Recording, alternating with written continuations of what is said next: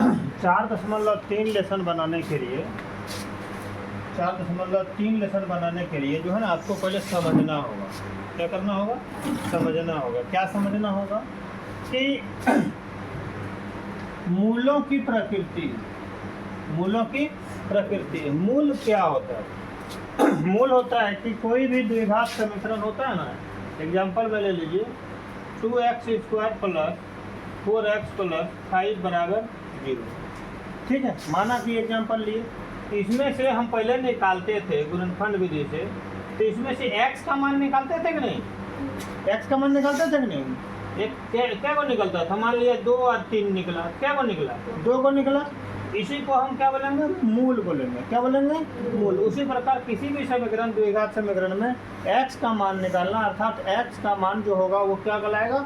मूल। तो मूल का प्रकृति क्या होगा? ये जो मूल निकलेंगे दोनों ठो कैसे निकलेंगे, अब कब निकलेगा और कब नहीं निकलेगा, इसके पीछे जो है ना रीजन है। क्या रीजन है?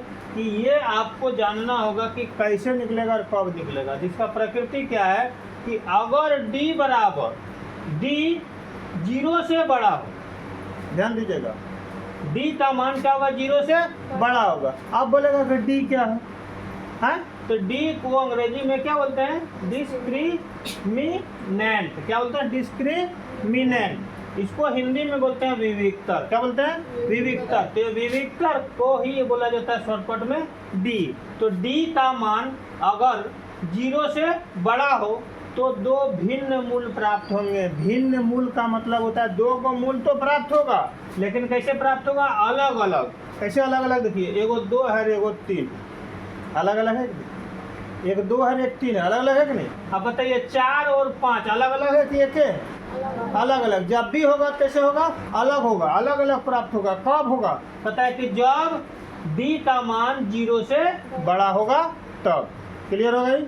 ये याद रखोगे, समझ में रहेगा, तब तो आगे हिसाब बना सकते हो, नहीं तो नहीं बना सकोगे। ठीक है, नंबर 1 हो गया। नंबर 2, अगर d का मान 0 के बराबर है, अगर d का मान 0 के बराबर है तो क्या होगा? मूल समान मूल प्राप्त होंगे। मूल कैसा प्राप्त होगा? समान, दोनों बराबर। जैसे 1/2, 1/2 है, घटाओ 3 दोनों बराबर है। ये दोनों बराबर है। जब भी प्राप्त होगा क्या होगा? समान प्राप्त होगा। कब? जब d बराबर 0 होगा तब। d का मान बराबर 0 निकलेगा तब। तो d निकालने के लिए क्या करना होगा? सूत्र होता है, क्या सूत्र होता है? b² - 4ac। b² - 4ac। अब बोले पहले तो d बोल रहे थे, d में कंफ्यूज हो रहा था कि d क्या है। तो d माने क्या हुआ? डिस्क्रिमिनेंट, और उसको हिंदी में विविक्तर बोलते हैं। चलिए, विविक्तर निकालना है, इसका मतलब d निकालना है। तो d के लिए सूत्र क्या हुआ? b² - 4ac। अब b² - 4ac हुआ। ये b क्या है? 4 तो है, अंक है 4।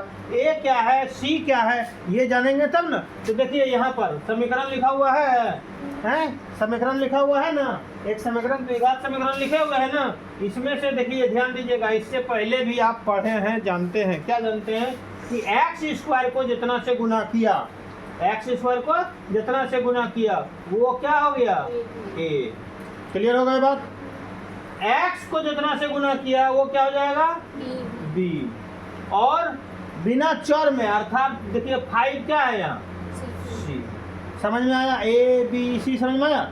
इसको एक समीकरण के रूप में लिख सकते हैं। क्या लिख सकते हैं? ax² plus bx plus c बराबर 0।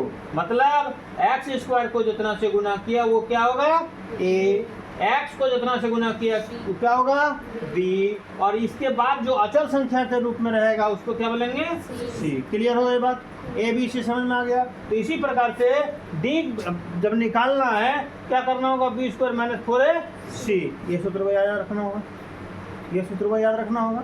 ठीक है। और अगर देखिए एक बार क्या किए, d का मान 0 से बड़ा होगा तब हो गया, बराबर होगा तब हो गया। और एक चीज हो सकता है, क्या हो सकता है? d का मान 0 से छोटा हो सकता है। क्या हो सकता है? d का मान 0 से छोटा, मतलब 0 बड़ा होगा और d क्या होगा? छोटा होगा। कब छोटा होगा? जब d का मान मेरा ऋणात्मक निकलेगा। नहीं, 0 से छोटा तब न होगा। जब छोटा होगा कहता है कोई मूल प्राप्त नहीं होंगे, उसमें नाक रगड़ के मर जाएगा x का मान नहीं निकलेगा, x का मान नहीं निकलेगा। हिसाब आपका बनेगा लेकिन x का मान निकलेगा नहीं। अब बनाते बनाते थक जाओगे लेकिन लास्ट में आंसर आपका नहीं आने वाला।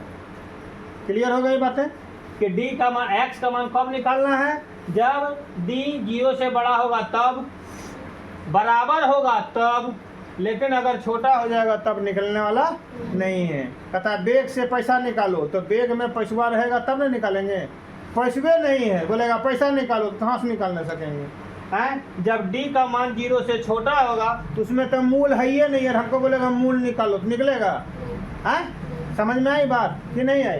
अब अगर मान लो दो स्थिति पर x का मान निकालना है, मूल निकालना है। पहला कब, 0 से बड़ा होगा तब, 0 के बराबर होगा तब, और अगर ये हो गया 0 से छोटा हो गया तब तो निकालना ही नहीं है। समझ में आई बात। अब निकालने के लिए मूल निकालने के लिए सूत्र होता है, क्या होता है, मूल निकालने के लिए, मूल के लिए सूत्र होता है क्या, x मैंने क्या मूल है ना, x मैंने क्या मूल मैंने x का मान, समीकरण में x है चर संख्या, इस चर संख्या का मान निकालना है। तो यहाँ x का मान निकालेंगे सूत्र क्या हो जाएगा, -b plus minus root under d, कहीं कहीं पर मिलेगा d के जगह पर क्या b² - 4ac। हमको लंबा का याद करना है, हमको शॉर्ट में का याद करना है नहीं, b² - 4ac अंडर रूट में d बाय 2a। अब यहाँ a b c d कहाँ से आया, यहाँ से आया a b c और d = यहाँ से आया d, इस सूत्र से आया d। क्लियर हो गई बातें। ये दो को निकलेगा कैसे, एक बार प्लस वाला लेंगे एगो निकलेगा, फिर एक बार यहाँ पर माइनस वाला लेंगे एगो निकलेगा। क्लियर हो गई बातें, समझ में आ गई बातें।